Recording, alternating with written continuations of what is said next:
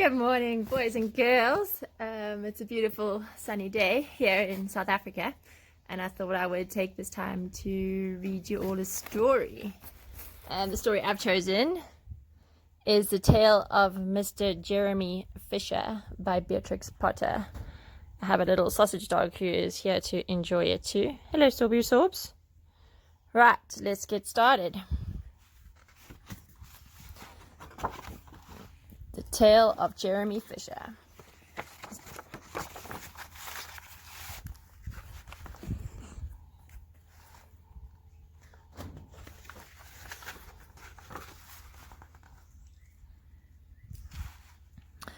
Once upon a time, there was a big frog called Mr. Jeremy Fisher. He lived in a little damp house amongst the buttercups at the edge of a pond.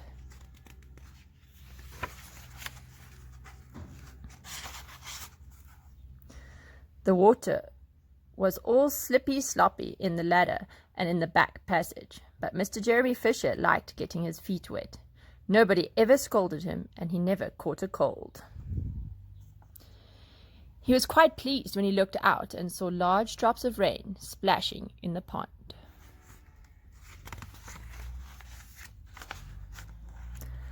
"I will get some worms and go fishing and catch a dish of minnows for my dinner," said Mr. Jeremy Fisher. "If I caught more than 5 fish, I will invite my friends, Mr. Alderman, Ptolemy Tortoise, and Sir Isaac Newton. The alderman, however, eats salad." Mr. Jeremy put on a mackintosh and a pair of shiny galoshes. He took his rod and basket and set off with enormous hopes to place where he kept his boat.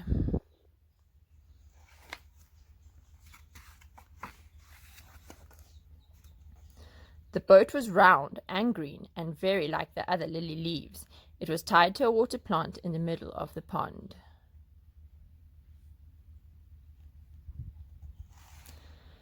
Mr. Jeremy took a reed pole and pushed the boat out into open water. "I know a good place for minnows," said Mr. Jeremy Fisher.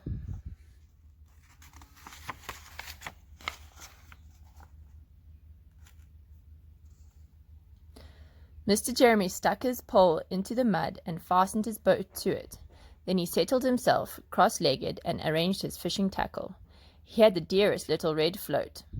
His rod was a tough stalk of grass. His line was a fine long white horsehair, and he tied a little wriggling worm at the end. The rain trickled down his back, and for nearly an hour he stared at the float. "This is getting tiresome. I think I should like some lunch," said Mr. Jeremy Fisher.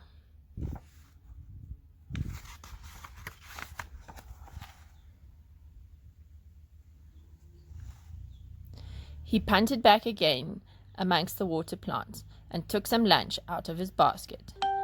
"I will eat a butterfly sandwich and wait till the shower is over," said Mr. Jeremy Fisher.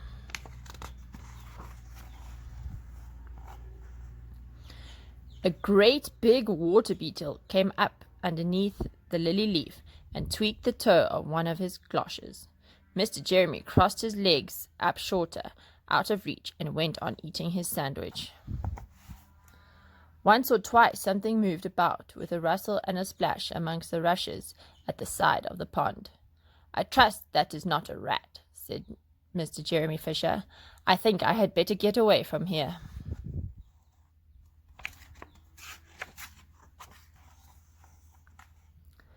Mr. Jeremy shoved the boat out again a little way and dropped in the bait. There was a bite almost directly. The float gave a tremendous bobbit. "A minnow! A minnow! I have him by the nose," cried Mr. Jeremy Fisher, jerking up his rod. But what a horrible surprise! Instead of a smooth, fat minnow, Mr. Jeremy landed Jack Sharp, the stickleback, covered with spines.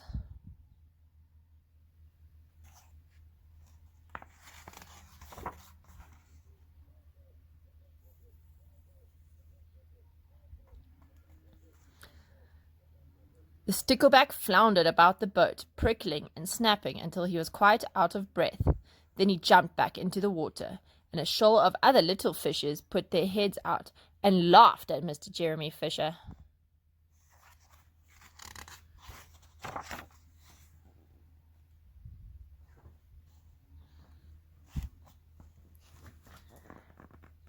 And while Mr. Jeremy sat discontently on the edge of his boat, sucking his sore fingers and peering down into the water, a much worse thing happened. A real frightful thing it would have been if Mr. Jeremy had not been wearing a mackintosh.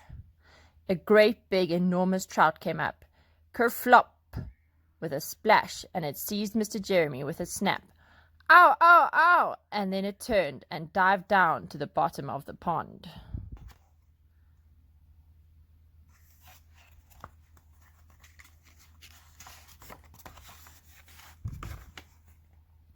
But the trout was so displeased with the taste of the mackintosh that in less than half a minute it spat him out again, and the only thing it swallowed was Mr. Jeremy's galoshes.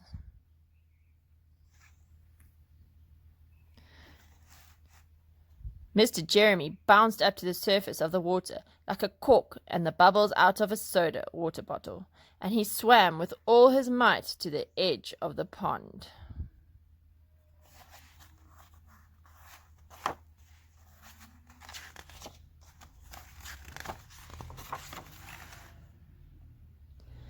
He scrambled out on the first bank he came to, and hopped home across the meadow with his mackintosh all in tatters.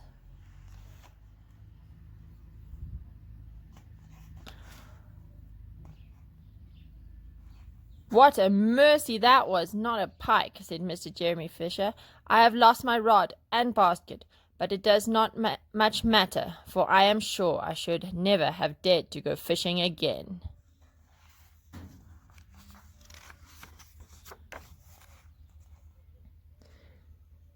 He put some sticking plaster on his fingers, and his friends both came to dinner. He could not offer them fish, but he had something else in his larder.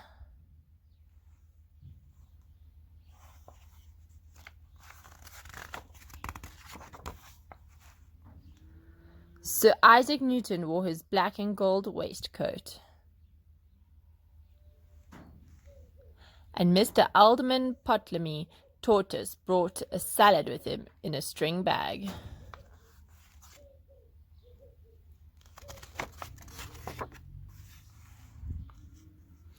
And instead of a nice dish of minnows, they had a roasted grasshopper and ladybird sauce with frogs, which frogs consider a beautiful treat. But I think it must have been nasty. And that's the end of Mr. Jeremy Fisher and his dinner with his friends.